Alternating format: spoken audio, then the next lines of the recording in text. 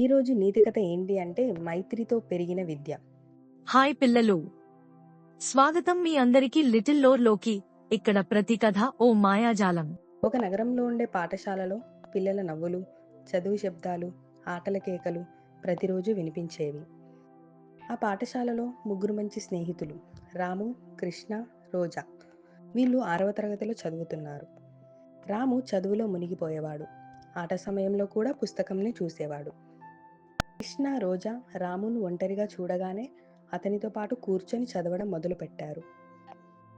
చదువులో రాముతో కలిసి ఉన్న కృష్ణ, రోజా ఆటలతో కూడా సమతుల్యత పెంచారు. చదువు ఎంత ముఖ్యమైతే ఆటలు కూడా అంతే ముఖ్యమని వారు గ్రహించారు. వారు కలిసి చదువుతూ, ఆడుతూ స్నేహం, సహకారం, సమతుల్యత గురించి తెలుసుకున్నారు. ప్రతి పని ఒకరికొకరు సహాయంతో పూర్తవుతుంది అని అర్థం చేసుకున్నారు. వారి మార్గాన్ని చూసిన తర్వాత పాఠశాలలో మిగతా పిల్లలు కూడా చదువుతో పాటు ఆటలకు సమయం కేటాయించడం ప్రారంభించారు.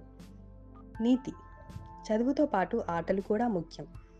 ఈ రెండింటికి సమాన ప్రాధాన్యం ఇచ్చినప్పుడే పిల్లల సంపూర్ణ అభివృద్ధి సాధ్యమవుతుంది. స్నేహం, సహకారం, సమతుల్యత ఇవే పిల్లల జీవితాన్ని మార్చే విలువలు.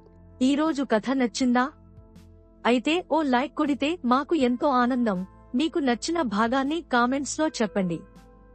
ఇంకా ఇలాంటి మజాగా కథల కోసం ఆ ఎరుపు సబ్స్క్రైబ్ బటన్ను నొక్కండి. పక్కనే ఉన్న గంటను మోగించండి.